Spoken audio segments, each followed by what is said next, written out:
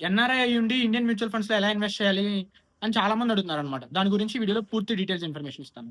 మీరు whether job purpose or education purpose కోసం మీరు ఇండియా లీవ్ చేసి 180 డేస్ కంటే ఎక్కువైతే మీరు ఎన్ఆర్ఐ అయిపోతారనమాట. ఎన్ఆర్ఐ అయ్యాక మీరు ఇండియన్ సేవింగ్స్ అకౌంట్స్‌ని యూజ్ చేస్తూ ఇండియాలో ఇన్వెస్ట్ చేయకూడదనమాట.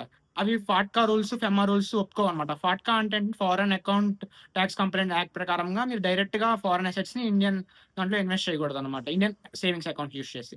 మీరేం చేయాలంటే ఫస్ట్ స్టెప్ మీ సేవింగ్స్ అకౌంట్ ఉన్నదాన్ని మీరు ఎన్ఆర్ఈ ఆర్ ఎన్ఆర్ఓ అకౌంట్‌గా తీసుకోవాలనమాట.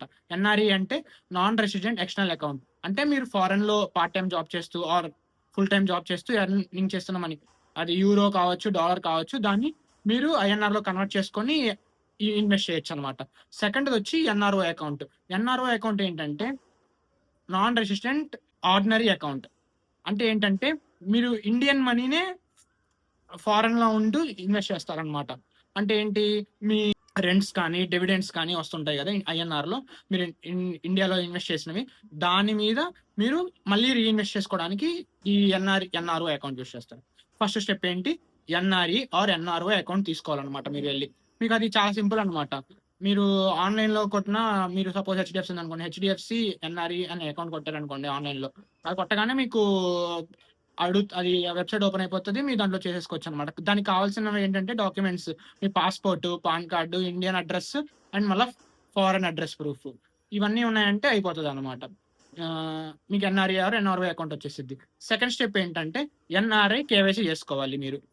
దేంట్లో అయితే ఇన్వెస్ట్ చేద్దాం అనుకుంటున్నారో, ఏ మ్యూచువల్ ఫండ్ యాప్‌లో ఇన్వెస్ట్ చేద్దాం అనుకుంటున్నారో దాంట్లో ఎన్ఆర్‌ఐ కేవైసీ చేసుకోవచ్చనమాట.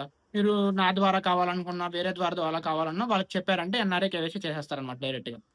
థర్డ్‌దొచ్చి మీరు ఏఎంసీలో ఏ మ్యూచువల్ ఫండో చూస్ చేసుకొని చేసుకోవచ్చనమాట.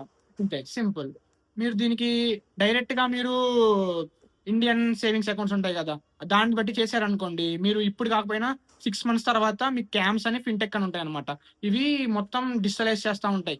మీరు ఎలా వస్తుంది మీకు మంత్లీ మీ పోర్ట్‌ఫోలియో రిపోర్ట్ వస్తా ఉంటది. అప్పుడు మీది అర్థమైపోతదనమాట. మీ రెసిడెన్స్ ఎక్కడుంది? మీది వీసా అన్నీ కనబడతాయనమాట దాంట్లో. దాని ద్వారా మీకు ప్రాబ్లమ్ అయిపోతుంది. So, better to have NRE or NRO account. Then KYC చేసుకుంటే ఎన్ఆర్‌ఐ కేవైసీ అయిపోతుంది. మ్యూచువల్ ఫండ్స్‌లో ఇన్వెస్ట్ చేసుకోవచ్చు. ఎవరైనా మీరు నా ద్వారా మ్యూచువల్ ఫండ్స్‌లో ఇన్వెస్ట్ చేయాలి ఫారెన్‌లో ఉంటూ అనుకుంటే నాకు కాంటాక్ట్ అయ్యారంటే నేను హెల్ప్ చేస్తాను. Thank you. Stay fit, stay healthy.